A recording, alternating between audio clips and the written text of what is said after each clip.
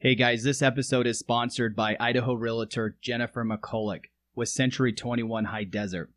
In this competitive market, having a representative that has knowledge and expertise makes all the difference. Whether you're looking to buy, sell, or invest in Southeast Idaho, you owe it to yourself to speak with Jennifer. She's available at 208-520-2012. This episode is also sponsored by Dynamic Towing. For all your roadside assistance and towing needs, call Dynamic Towing at 208-403-4164. They're a family-owned and operated business. They've been here in Southeast Idaho and surrounding areas for many years. They do really cool services, guys. These include fuel deliveries, jump starts, lockouts, tire changes, towing, and accident towing as well. So give them a call if you're in need of any of these services and you're on the side of the road. Better put this phone number into your phone right now, 208-403-4164, to make sure you're safe. Give Dynamic Towing a call.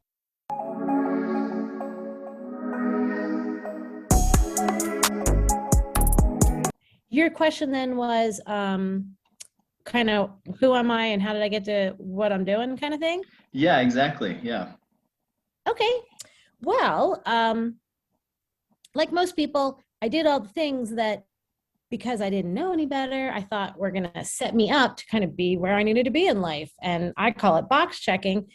And basically what happened was, everybody was saying, oh my, you're so wonderful and your life's so wonderful. And I thought, wow, this is so unfulfilling. And, am I missing something or whatever? And that was like kind of in my mid 30s. I'm 51 now. So then I really had to grow courage. I had to educate myself. I had to do all sorts of things because there's so much about our beliefs that we're, conditioned into that will help us to just stay right where we are. There's almost nothing generally for most people that lifts you up or gives you the courage or whatever you need inside of you to step outside of your comfort area, right? Yeah. So you have to find that in yourself usually, but you can also surround yourself with people, which is helpful, and gather information and take chances and stuff. But anyway, I did all of those things. And then it kind of unpeels in layers. And the way I see it is, it's not like you're becoming anybody, you're just becoming more yourself. You're unpeeling a lot of clutter in your life to help your best self shine and do what feels most kind of purposeful and meaningful and that kind of stuff. And then, like anything else, you get momentum, and then it just keeps growing and growing and growing. And pretty soon you cast aside whatever kind of crazy beliefs were keeping you back, and you just say, hey, this is what I'm doing. I'm going with it. Here we are. Absolutely. I agree with that. And it's challenging. Sometimes I think it's like easy to see that type of timeline, but it's so hard for individuals to implement, those things and to see past some of these mental obstacles that we create. And that's something that I'm really fascinated about, is why are some of us able to break through some of these mental barriers, and we could give advice and, we can consult and coach people on how to do it. How come some of us can do that and some of us can't? That question, is it something that's teachable? Do you believe that? Do you believe that you can teach people how to like overcome fear and to basically progress in life? Have you seen tremendous success with that type of philosophy? Well, one thing I've learned, and it took me a while to accept this too, is there has to be internal motivation within the person.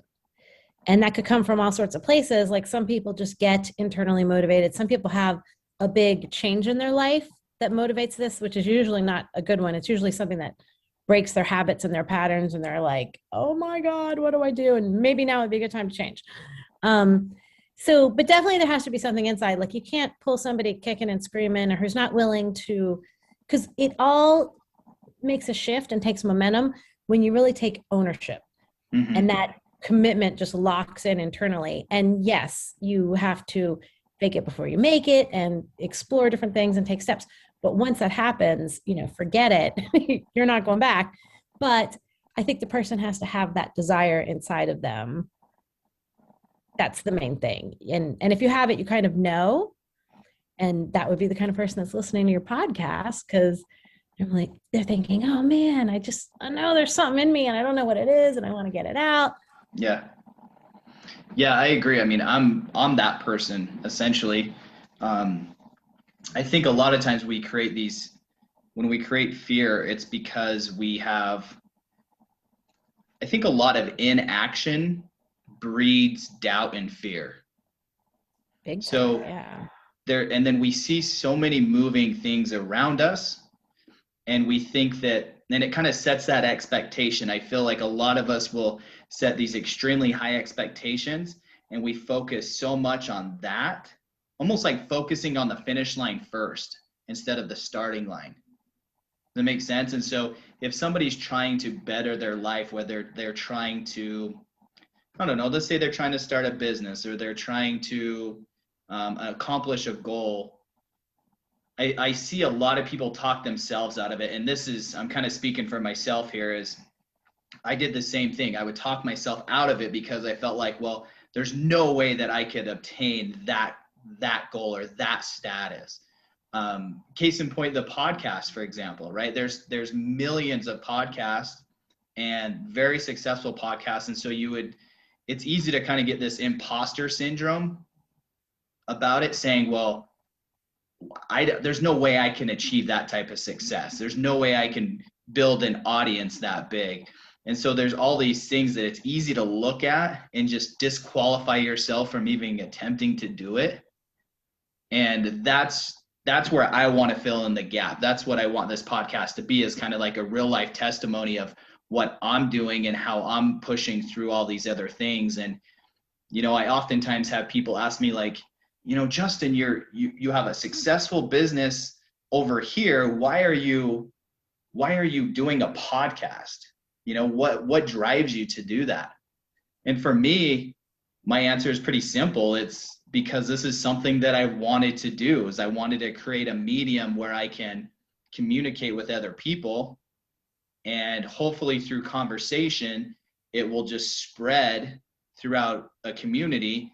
And if it just reaches a couple people and it stops that person, or it gets that person to think deeper and they progress in their life, then I feel like that's all good. Like that's the whole purpose, right?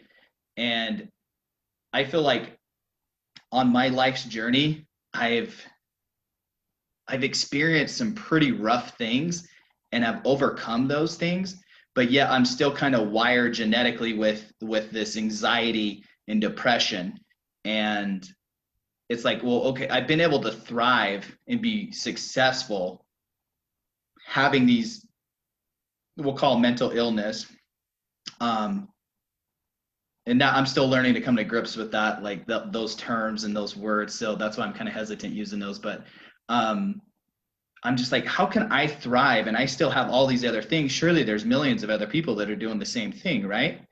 And so let's create a podcast where we can talk about those things and welcome those things and just kind of have a fun conversation.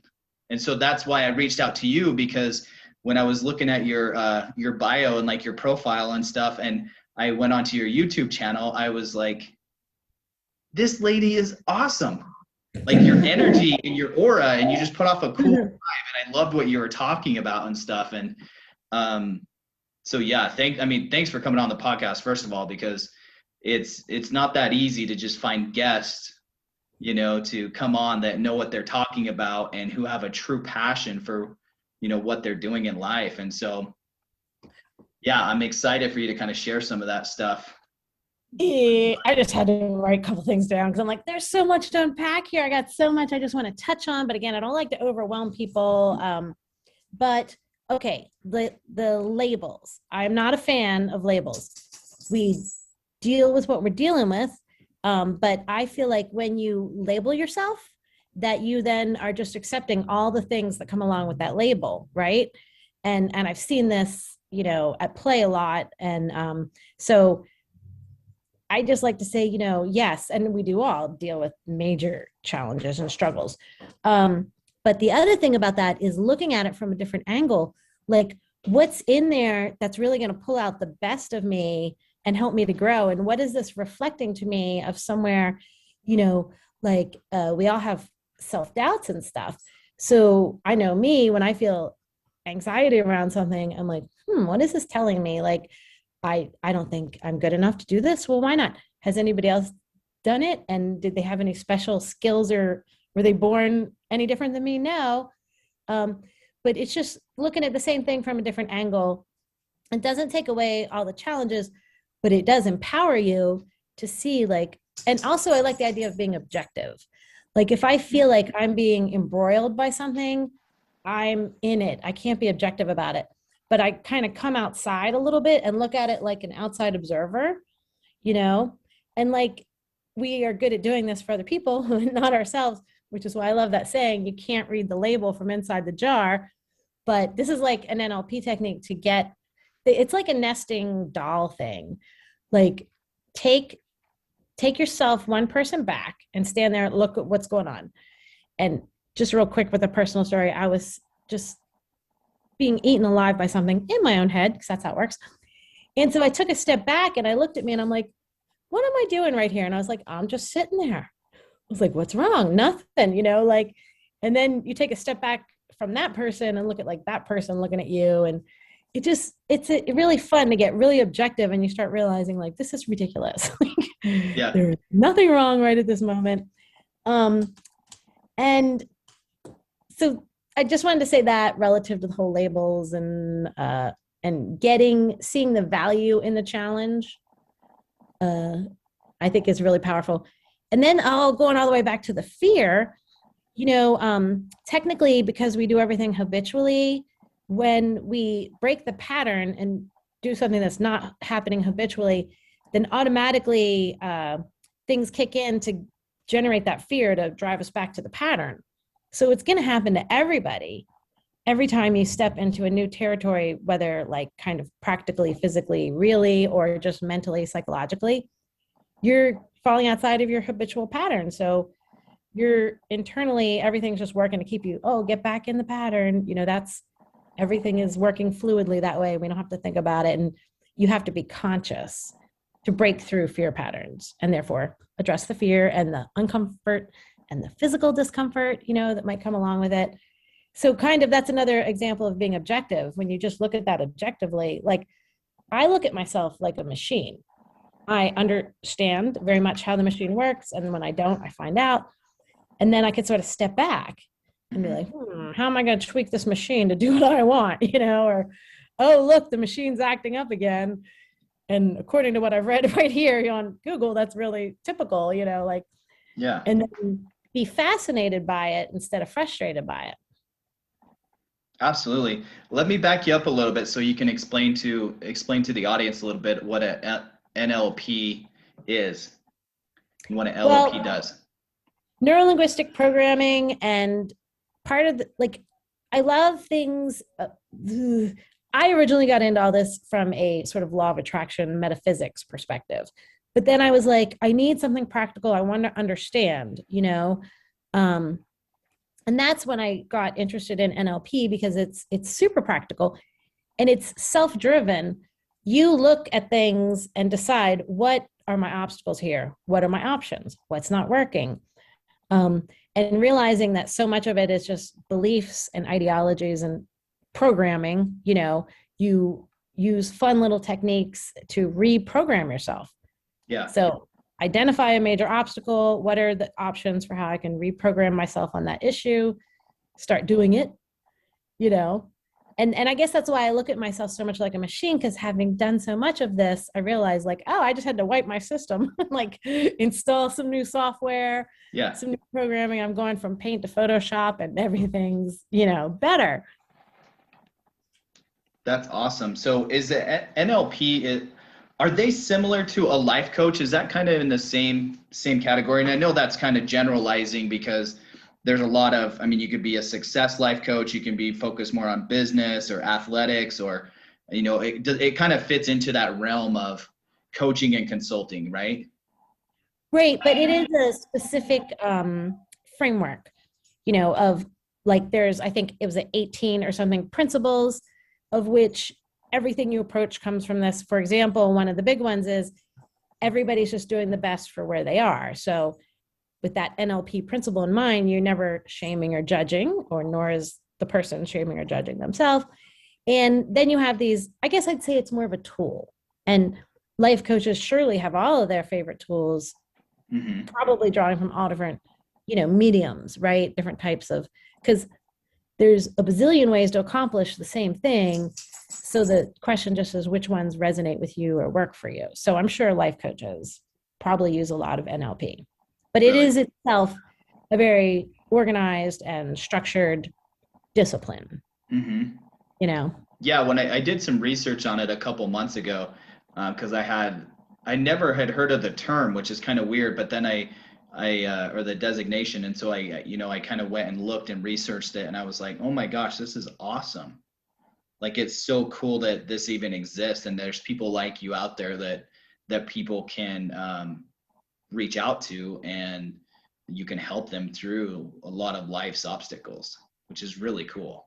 Well, one thing I feel very grateful for over 20 years, I've been designing college courses and teaching college courses. And just, therefore, I'm really good at education, right? And then, so what I like to do is take the things I understand from NLP, like in my own personal development courses, and I bake it in. So I don't necessarily say, here is a specific NLP technique that we're going to use, but I create a prompt and get somebody to start going down a path with themselves that I know is going to, result in them thinking in this way or exploring an idea in this way. But again, one of the basics of NLP is that the person kind of figures it all out for themselves. It's not like a therapist who might be like, well, you have this and you should do this. It's more just giving people the catalyst. Yeah. And which I'm like all about self-direction and self-empowerment. And that's another thing about the fear of taking new steps and going in new directions. Like, we're so taught and conditioned to look outside of ourselves for answers and validation and, to find the path and stuff. But when you take all that stuff back in house, and here's my super secret trick, which is no secret, every little thing that you do in your life, you reflect on it. Like, okay, what parts of that worked and were good, and what parts felt bad, and how could I make a different choice next time? And it's like sifting through, right? And as you sift through, you get super clear. Yeah, this part was cool, but I really, did the wrong thing there. I don't want to do that sort of thing or hang out with those sorts of people or whatever. But then you get super clear on what you want and why, and what you don't want and why. And by doing this consciously in a Monday morning quarterback fashion, you just get crazy clear and confident, like when something pops up, then you more intuitively know the best path for me is this. And then if it a little bit blows up in your face, then you do the same thing. You say, I wasn't expecting that. How can I recalculate and re-navigate next time? You see? Yeah. It just gives you so much power and control, even though I don't love those words, and clarity. And the more you do it, the more intuitive it becomes and automatic it becomes. And then you're no longer looking outside of yourself or wondering why is stuff happening, Absolutely.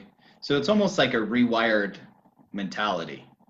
Well, you gotta rewire yourself like that whole everything's habitual. Unless you consciously do the uncomfortable for a little while, it's not going to become your new pattern. But you're consciously deciding, like, all of our patterns we unconsciously accepted in childhood, because that's when we're most that's the purpose of it, we're in that brainwave state where we're just absorbing everything. But when you decide, like, I'm going to do some rewiring here, and I want this to go this way and this to go this way, and just tweak and engineer and fine tune. It's, we were talking about fear at the beginning, about how that holds a lot of people back. And it's interesting to me that, like, fear is a developed trait. It's not like you're not necessarily born with it, at least from the science that I've read on it, is that you're not, there's like a time period. I can't remember the specific time period, but the way that humans biologically are made and formed, like there's not a fear. We don't have that fear molecule, if you will, until a certain age point. I'm trying to remember the name that they call it, but it's in the brain, medigla or something like that. But it basically, that's what controls your fight or flight mechanisms, I guess you could say, in your brain. And it's just weird to me, like some of the fears that I personally have, I know for sure that those were created from just experiences or what like my parents had taught me or showed me or explained certain things about it. So do you have any advice of like, so I have 3 young kids and I want to prevent them. I don't want them to be fearless. I want them to be responsible and like educated on making that choice, and so I feel like as a parent, it's so hard to juggle between, it's like you don't want to put a damper on what they want, or you don't want to, put out their flame, if you will. You don't want to scare them about certain things, but I feel like fear, there's a lot of things that we fear that work really well, right? Like if you have a little bit of fear of being in a car accident, then you have a tendency of wearing a seatbelt, like a safety mechanism, right? And that's kind of how they sell those things to the public. And so what advice would you give, like to a parent that's trying to raise young kids? And Well, I have kids too. And the thing I just explained to you, the self-direction, like that's something I try to empower them to look at what they did and did you like that choice? What about it did you like? What would you do different? And give them opportunities even to mess up, because that's where we learn the most. You internalize that thing. And so I'm a big fan as a parent of really empowering them to be confident, to take chances, to make their own decisions. And not like with my oldest son, who's now passed, I over coddled him. I was the helicopter mom, right? And it's like sad, but he was somewhere else. He was in the islands visiting my cousin, and he needed to get a place to live. And I was like, just let everybody know you're looking for a place, and just let everybody know you're looking for work. And he said, I'm not like you, Mom. I can't do that kind of stuff. And that's when I realized, like, oh my God, I did him the hugest disservice by swooping in and helping and clearing the path. So now with my younger boys, like one was going on job interviews a couple summers ago, and he said, can you sort of talk to the people? And I said, absolutely not. Just like, I'll stand behind you with my hand on your back to let you know that I love you. And he was afraid, but he got through it, and then it worked out. So giving them opportunities to explore and screw up, but learning that reflecting part, because that's, you learn from your mistakes. And then I wanted to mention on the seatbelt thing, because it's all how you look at things. Like some people will say, but no, fear is good. I'd die in a car accident if I didn't have that fear buckling me up. What if I buckle up because I just love and cherish myself so much, mm-hmm. So point just being, there's different ways to look at things that we can associate fear with. And the fear is usually a fight or flight, like physically to protect ourselves. But we have this like low level ongoing fear that's terrible for the body. It takes all the resources from the brain and stuff. So fear, I think a lot of it is illusionary, like when you really think about what fear is and what purpose it serves. Yeah, I mean, it's essentially like, what's the quote or something, like it has like fear and it says false evidence appearing real. Right. And so or face everything and rise. Like I think about those have helped me to, I think what happens to me is my damn imagination. Like I imagine things and I make them a lot bigger than what they actually are. And then, so for me, I'm thinking, okay, this is like a mind trick, this is something that has been developed and I need to be strong enough to realize that it's not real, that it is my perception. My perception is making it real to me, but it's just, and if you think about past experiences, like what I thought was going to be worst case scenario never transpired. So I use those. It's like, wait, you felt this way before, but did that worst case scenario happen? Was it catastrophic? No, it wasn't. Okay, so there's a good chance that this isn't going to be either, but you're making it so. Does that make sense? Yeah. 'Cause- Yeah. yeah. Because when you use your imagination, either that way or imagining the opposite, which is really good, you're creating tons of neural networks around that. You're releasing all of the chemical emotions in your body around that. So I like to do like a flip. And because we all have, like, I will lose arguments with people in my head, right? I'm like, why are you doing this? You should at least be winning the argument. You're making it up. Um, but so if I'm going to imagine something and I find myself going down a negative route, I'm like, stop, flip it. If you're going to imagine it, imagine the best case. Like, what would be your most ideal, awesome thing? And so your subconscious doesn't know the difference between real and imagined. And then all the same, like, you know, that whole, what is it? The neurons that fire together, wire together, or whatever. So if you keep revisiting those same kind of thoughts, you're just stacking the deck for that in your head and releasing all those emotions, and your body's getting used to feeling those emotions and developing receptors for them. And why not just flip it? Is, you know, and people might like to think, oh, but I need to be prepared. And, you know, well, can you be prepared and then put it down and say, I've pre-thought some plans on this, and, you know, I'm prepared, and now I can feel good. Right.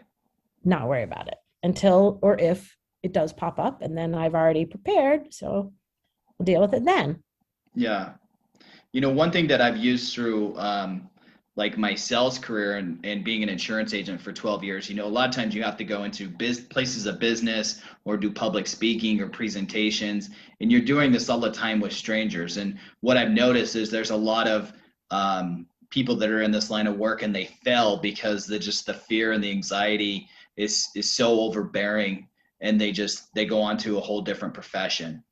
One thing that's worked for me and what's allowed me to be one of the top in the industry is that I realize that everyone has fear. So I'm like, the people that I'm talking to are just as nervous as I am going in to talk to them. You know, like we all have these social, maybe social anxiety. You know, I know public speaking statistically is one of the biggest fears that exist for people. So I feel like if I'm doing that and I'm kind of selling myself, or you're kind of talking yourself, kind of like maybe an actor would, right? You have to brave this scene and you have to just go into it, and then what happens happens. But I realize, hey, we're all fearful, and it's okay. And that just gives me a level of comfort to be able to act in the moment and to be able to present something to strangers. Well, and do you find that the more you do it, the less afraid you are, because you're like continuously realizing there's nothing to be afraid of here, right? Like, Yeah, 1,000%. I think that's what I would suggest. And like with people that I mentor and stuff like that, I tell them, like, listen, you have to just continually do it. And it goes back to your point about our habitual habits, you know, like what we're doing constantly. And you need to do that same thing, but you need to be pushing against the grain. You know, I'm a big believer on doing things that make you uncomfortable. And yeah. so that, I think, is a recipe to growth. And that's been my recipe, you know, starting out not wanting to go talk to a stranger about, you know, insurance or anything like that, to being able to stand up in front of a bunch of people and talk to them all about insurance and take questions on the fly and be able to adjust. I mean, that's absolutely through repetition. I think it's very similar. Like if your brain's a muscle and you're trying to create, you know, a different subconscious, you need to exercise it, similar to like what we do with our bodies physically. You know, so that takes a lot of repetition. It takes a lot of trial and error to find out what works and what doesn't work, from exercising to dieting. So I look at it that way. For me, it puts it into perspective for me. Would you agree with that?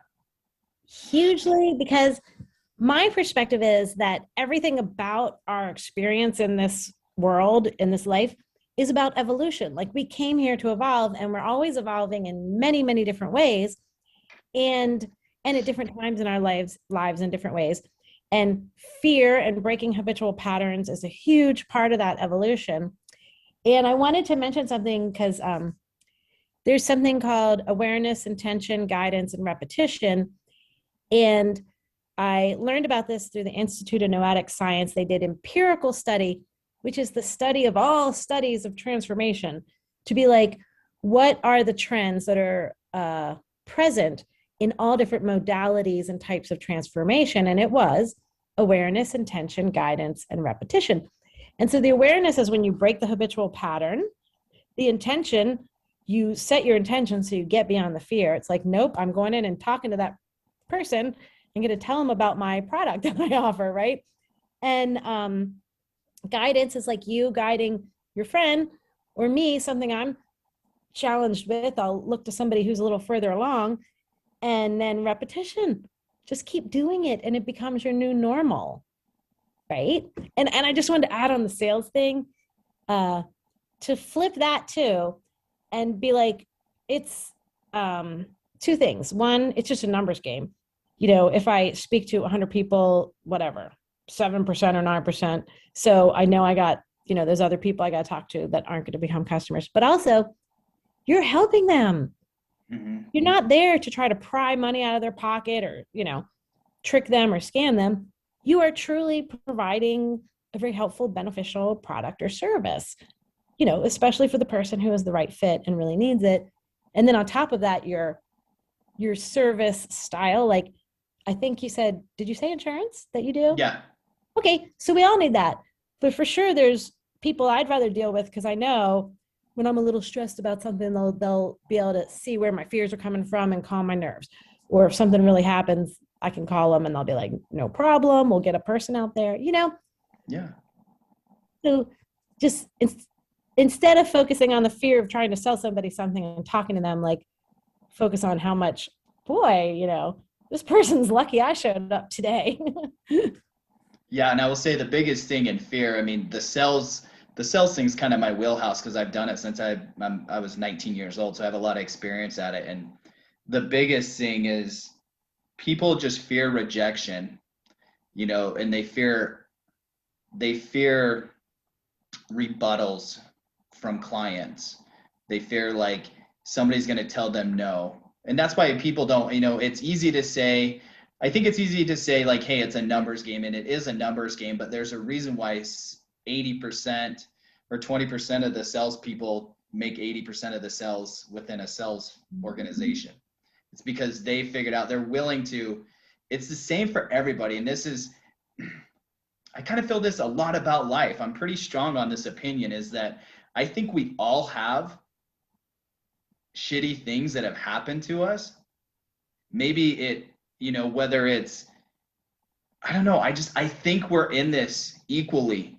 I really do. And I know there's a lot of like this, you know, other people are more privileged than other people and their circumstances are different. But I'm going to say the vast majority of people in the United States, I mean, we're already so ahead of what some of like the third world countries are and stuff. And I can't side with people that say, hey, I had it worse than you. Because I think we're all, you're mentally, you all have to figure it out. Maybe my choices that I had to make were different, but I still had to make the choice. And so I think you can just boil it all down to that. What is the choice that you made? You know? I don't know. I'd like to add so much to like uncover there, but I can't side with people that tell me that they had it worse than I did, or they had it, or it must be nice. You know, I hear that a lot from people like, oh, it must be nice when they see somebody else's success.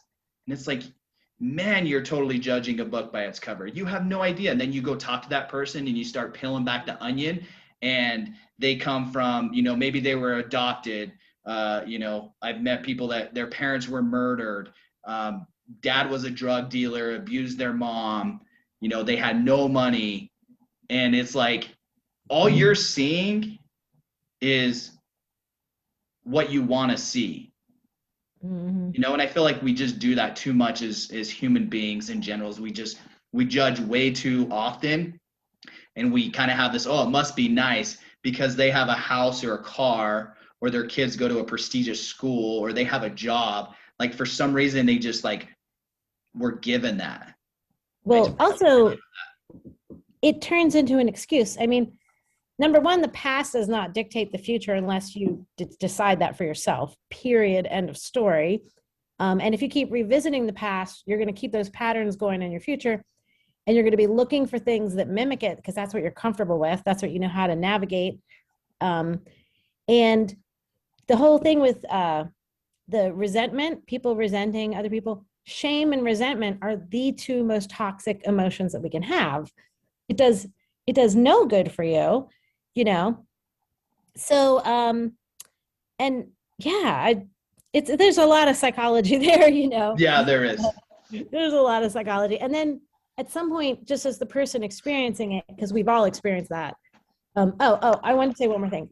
When somebody says, oh, you had it so good, or you had it so easy, or I've had it so bad, when you've, quote, had it so bad, that's where you were supposed to get your insights. That's where you're supposed to learn.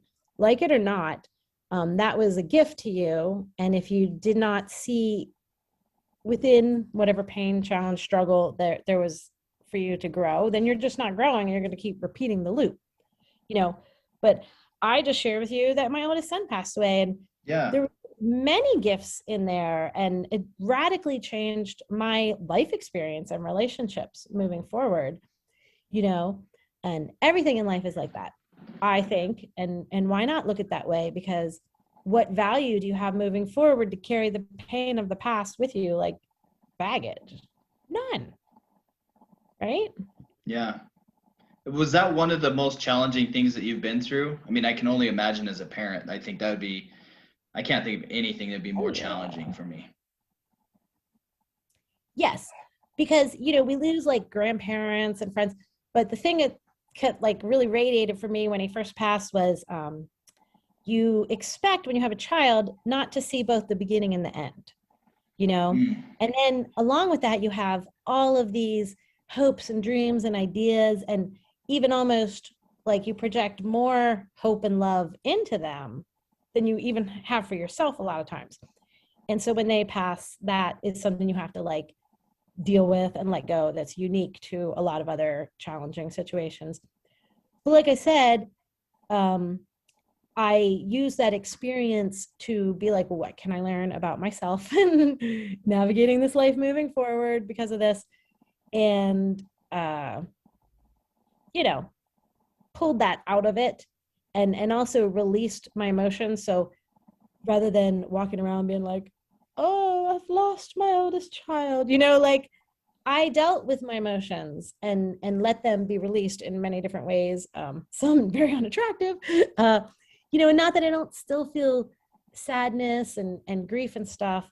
But I'm just not, that's not who I am. That's not my life story. Yeah. You know? Nor would he want it for me. Right. I know, like, and he might be right over my shoulder right now. I don't know. But I know he'd be like, yes, Mom, go get it, girl. You know, I know that. That's awesome. So what took you on the NLP journey? Like, how did you get onto what you're doing now? What were you doing before? And like, did you have an aha moment that's like, hey, I gotta start living my life this way. This is what I want to do for a living. Oh, well, yeah, I mean, as I mentioned, I got into the metaphysics really deeply and just really wanting, like, I like to technically understand things. Like, okay, I'll do it, and then I'll see the results, and then my belief will change. But I also want to understand the inner workings. And because of my education background and just my love of, it's like once you have a feeling and an experience for yourself, you just want to throw open the window and be like, hey, everybody, this is possible. Yeah. I just did it here in my house, you know, and like try to find some way for those people who are like your people who feel at least somewhat the same way. And then I always picture like I don't know if you did this when you were a kid, where you were like go like this with your hands, and somebody else would like stand on your hands and they could lift up and get like over a fence or in a tree or something. Yeah. Like that's kind of how I see all of life. You know, we're all kind of constantly doing that for each other and ourselves, hopefully. But for those people who are earlier in the path, I got to warn you, it's like you hit a point of no return where, and it's like this faith, belief, self-confidence, momentum, starting to see the return on your investment, that kind of thing, you know, where then you start to be like, I can't even believe I used to think I couldn't do this or that I was limited. You just, but it does take time. It's gradual. So that whole Sure. like looking for immediate expectation thing is a it's like you're going to be disappointed. Sometimes things can be really immediate, but you invest just like, you know, anything else, your time and your belief and your effort, and grow your skills and your belief models and things. The path unfolds for you as you walk it, basically. I'm sure somebody super famous said that, but I don't remember who it was. No, it's so true. I Probably mean, like hey, MLK or we all something. learn from each other, right? I mean, everything's just kind of a big echo chamber, and people kind of present it differently. That's how I feel. I Yes. think, you know, we've been around on this earth for so long now that I don't think there's really any new truths. I think Yeah. it's just how people perceive them, and you know what works for them, type thing. And Mm-hmm. that was, you know, I encourage my audience to. That's what the someday life is about. Is, you know, instead of saying someday I want to do this or that, like let's figure out a way to make that happen. And it's challenging. It's challenging as hell because we all have these habitual things that we do and that we're conformed to believing. You know, a lot of us, like for example, like, you know, corporate jobs. You know, I can't do this podcast full time. This podcast doesn't make any money. But what Yeah. does it do? Is it fills a need. It fills a purpose for me. So as I, you know, I'm 35 years old, and so I'm really getting to the point for me.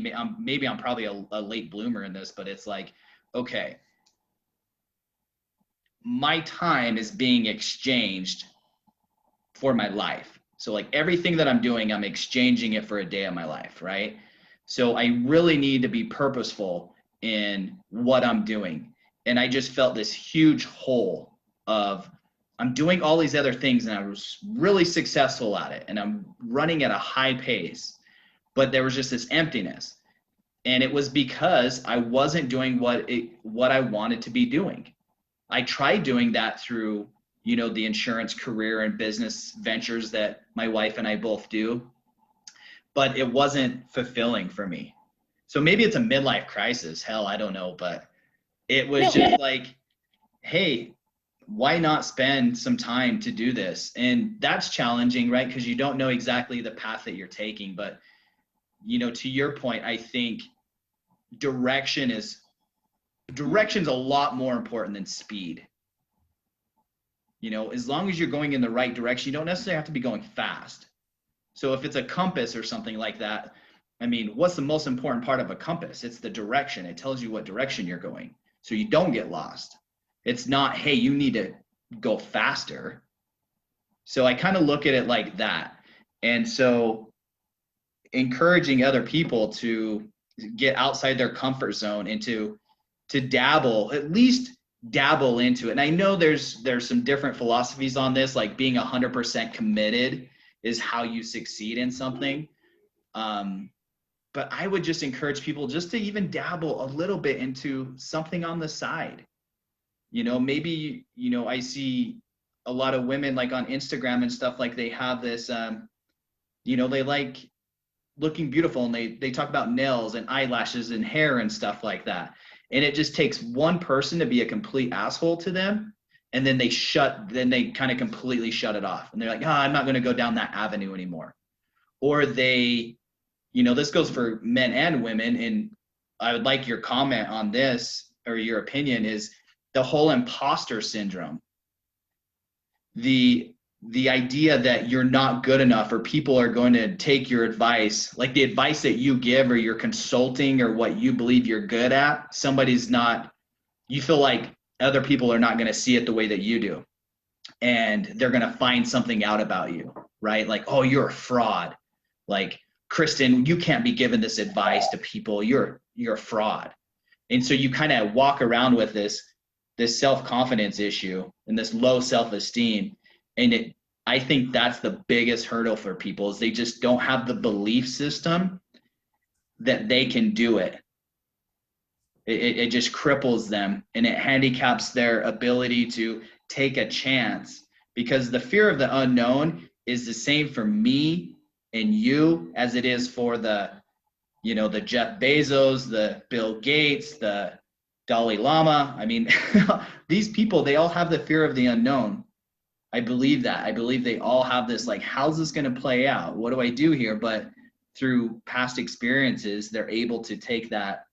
It's more of an educated risk of the unknown than it is just a full on, like, black space or dark space, Ooh, 4 things. I got to add one here. Yeah, I'll go off. If you don't stop me, I will just keep blah, blah, blah, blah, blah, blah, blah. So we are like great pair. Yeah, 2 peas in a pod. That's why I have to write the stuff down. So I'm like, oh, I want to mention this. I want to mention that. Okay, first of all, about the unknown. So I feel like I'm not alone in this, that the more you step into the unknown, the more you realize there's amazing stuff in there, way more amazing stuff than you could have ever imagined. And I used to get like a feeling of fear, like for me in my tummy or whatever.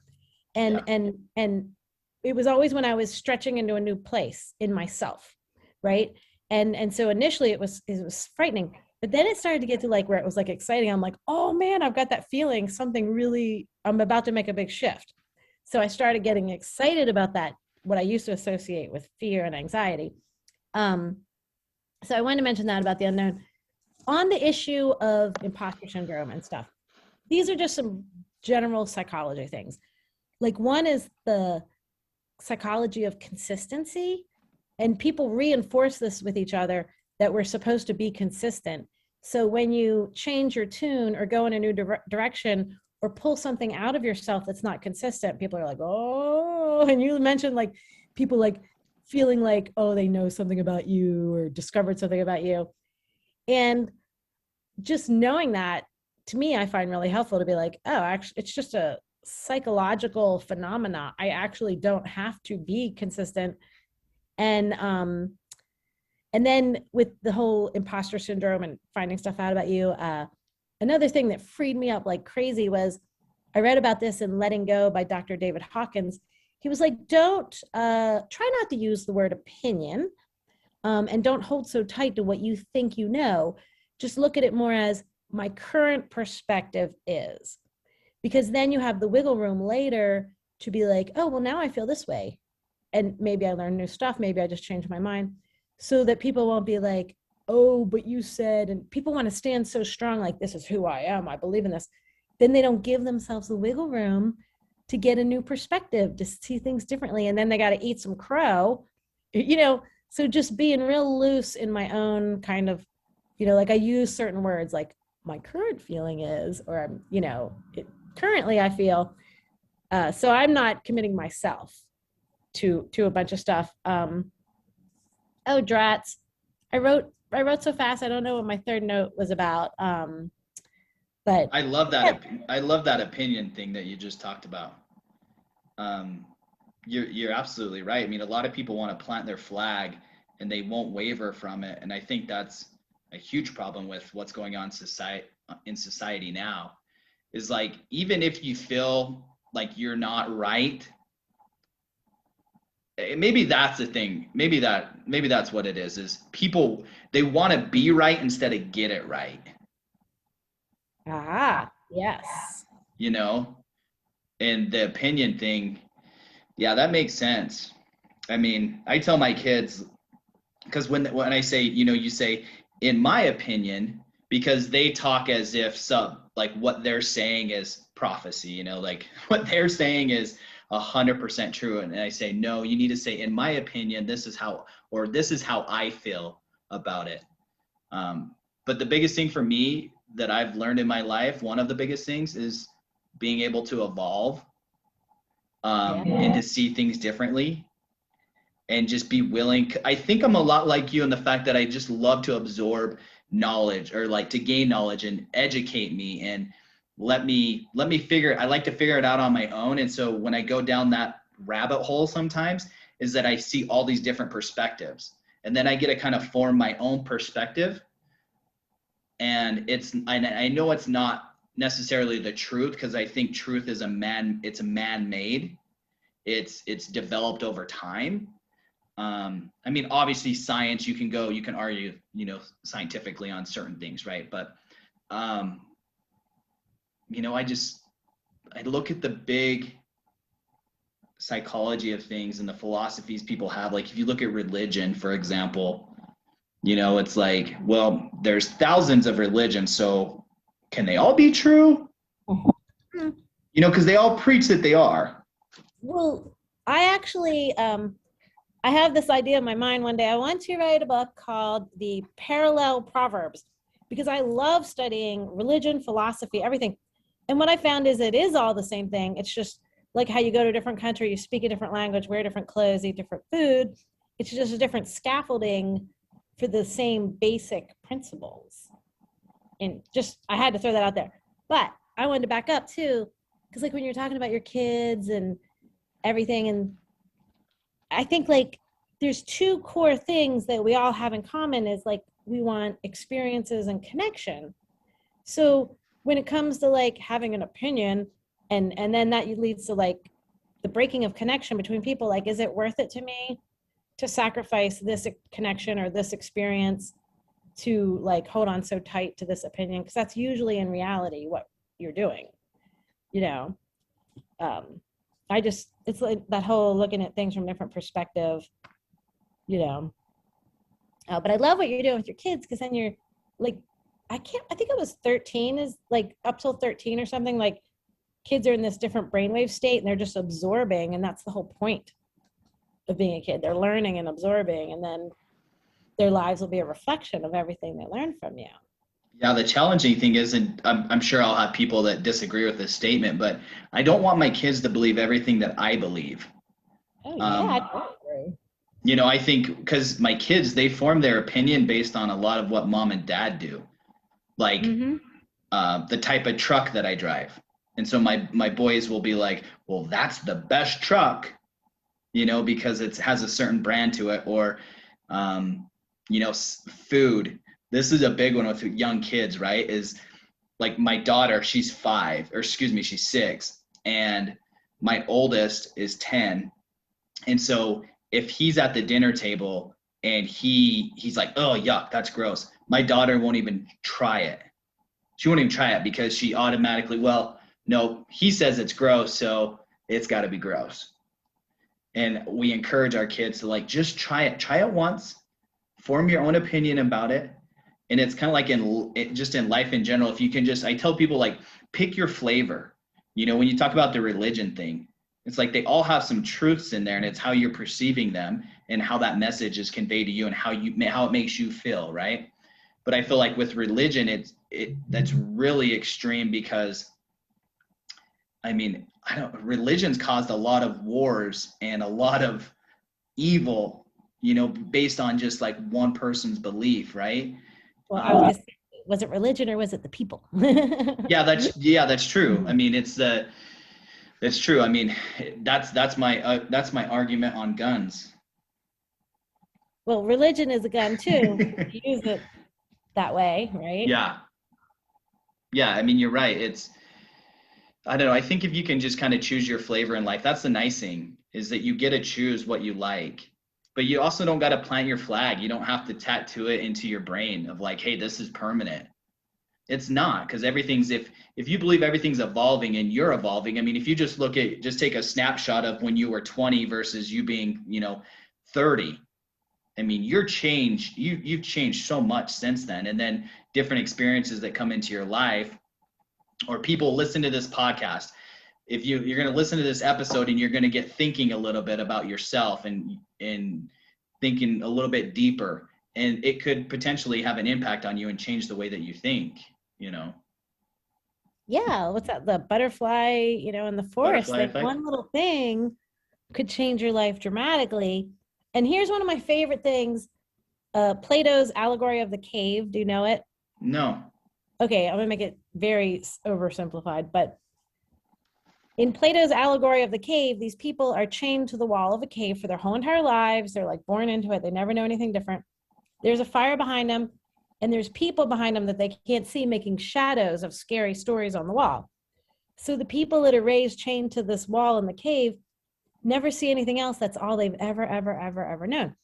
And then one of the guys escapes and gets out of the cave, and he goes out and he's like, oh my God, like flowers, sunshine, all this stuff.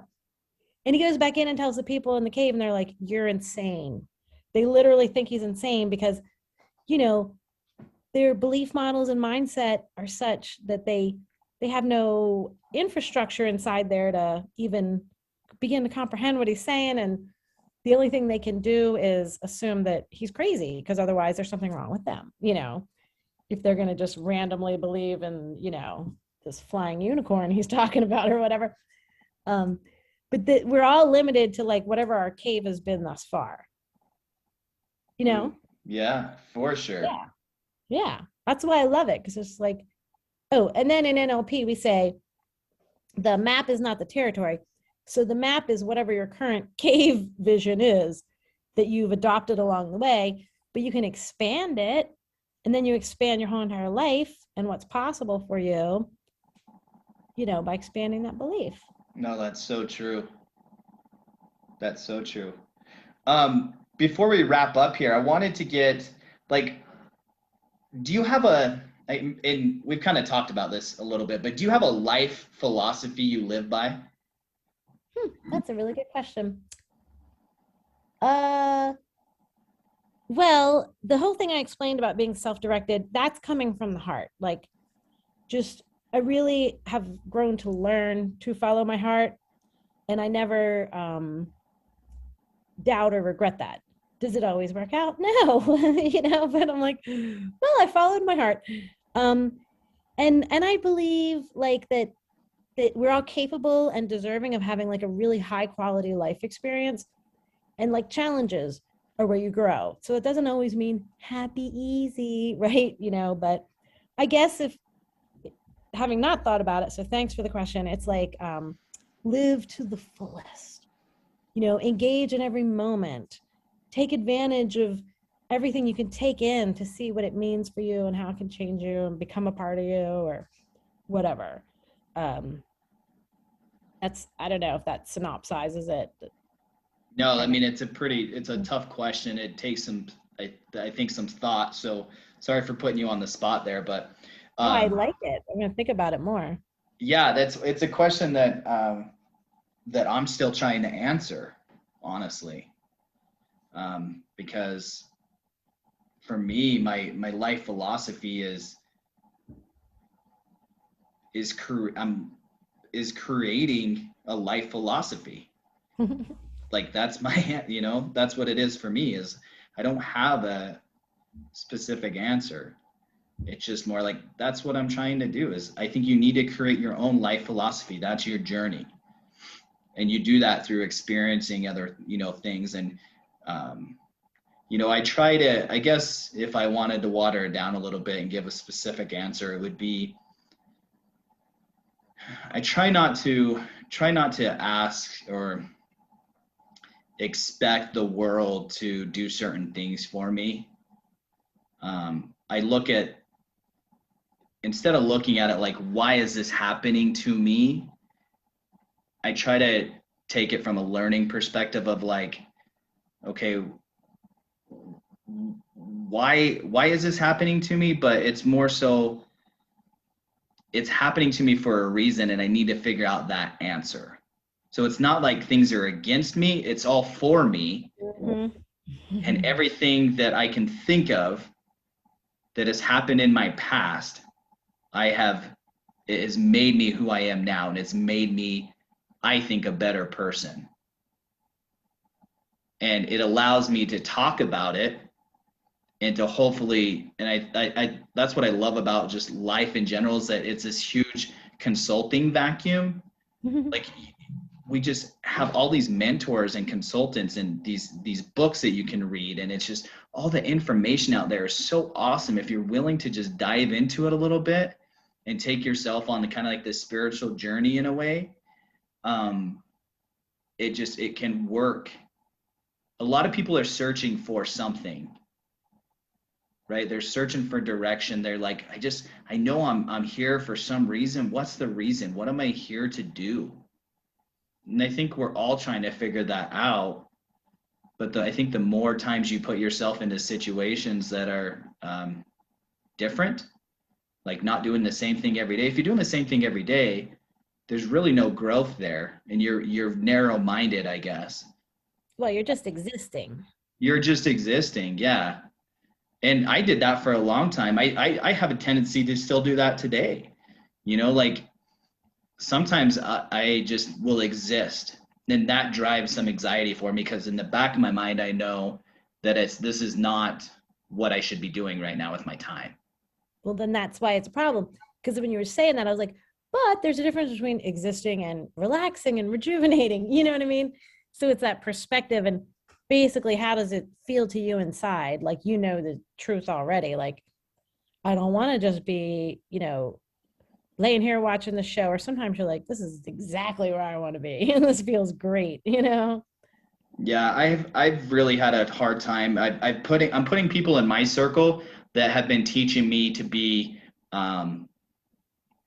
more present and to be more minimal with things, with their attitudes kind of minimal. It's not, I have a tendency, and I think this has been developed from just kind of doing things on my own since I can remember, not having a whole lot of support and just really figuring stuff out for myself. Is I have like this more attitude. And I felt like that was becoming dangerous. And I felt like if I wasn't doing more, then I wasn't a good person or I wasn't successful. And we kind of live in this culture. I see it played out on social media, Instagram. I mean, when people are advertising to you and they're just like, they got the big mansion and the cars. It's all about like, hey, you need to do more, sleep less, work more, work out more, eat better, more. And it's like, damn, we got this. That's kind of how I was. I bought into that. And so I'm trying to get away from that. I feel like I'm doing a pretty good job, but it's because I'm bringing the right people around me that kind of have a different perspective on life. And it allows me to get more in tune with like nature and more, in tune with the earth. Does that make sense? So for me, it's not like all about this chasing this dangling carrot, slowing it down. Like the carrot, when we want to bring things from the outside in, we feel incomplete and that we need these things to feel complete or achieved or whole or whatever. But you can do and get the same things from the inside out. Well, no, this is just, bringing out the best of me and what I'm passionate about or what feels good, like working it from a different angle. But then about the people, like those people in the cave, if you surround yourself with cave people, all you're going to have is the cave belief model. And then when you expand your, that whole your reflection of the people you spend the most time with, because you're adopting and they're reinforcing these belief models. So for sure, expanding just all sorts of types of people, is always a good thing, I think. Yeah, 100%. I agree with you. So tell everybody how they can get in touch with you. Like, how do they connect with you if they want to basically kind of figure out how to move forward on certain things? Social media is always great because then you can always stay in touch and you see things you like and you're like, oh, I like that. Or whatever, inspiring things. I have a website, which is Brillane.com. It's Brillane. And that's where I run my main program, which is basically all about this stuff. So if people have questions, I would literally just say, social media, we can get to know each other. I'm always open to like an email from the website. I read and answer those all myself and love getting to know and meet new people. That's awesome. Do you have a YouTube channel that you're currently participating doing? And Well, so I had my old one, which was branded under my name, and then I rebranded as this company name. So I started a new one, which is it's on I think it's Brillane Live Free on YouTube. I should know, shouldn't I? But then I also like put my own old ones on that as a playlist. But if you look up Brillane on YouTube, or I mean Kristen Becker, there's a lot of Kristen Beckers. yeah, It's also on my website. Like there's a direct link to the YouTube, and that's actually something I'm building up a lot more right now, getting ready to make a lot more videos. that's awesome. Well, keep putting out good stuff. I love it. I think it's cool. I mean, I don't know if I've seen some of your latest stuff or anything, but I'll have to check out your website too. But I mean, you're definitely doing the right things and putting out positive energy, and I think that's I mean, that's fantastic. That's what we need, right? Well, thank you. And thank you for having me here. Because as soon as I started learning all about your angle, I was like, oh, I love this guy. I got to talk to him. So important. Like inspire Well, and empower. cool. Awesome. Hey, will you do me a favor though? Will you email me like a shipping address? I want to send you out a shirt. I got some of these Someday Life shirts made up, Ooh, yay. and I And got a then I'll big take box of them. picture. Yeah. And I'm going to girlify it. I can tell you right now, I've learned how to do that from YouTube. Like you cut them up and make little strings. It'll be super cute. Yeah, I have some women ones. So I don't know if I mean, they're definitely not a fashion statement or anything, No, right? But I'm sure they're fab, but I was just saying that's fun to do. so Either way, I will love and appreciate it and wear it and get some good pics for you too and post it on my social. cool. Well, Kristen Becker, everybody. Kristen, thank you so much. Yeah, We really appreciate you. We'll thank talk you to you very much. again, okay? We'll stay in touch. Okay, bye. Right on.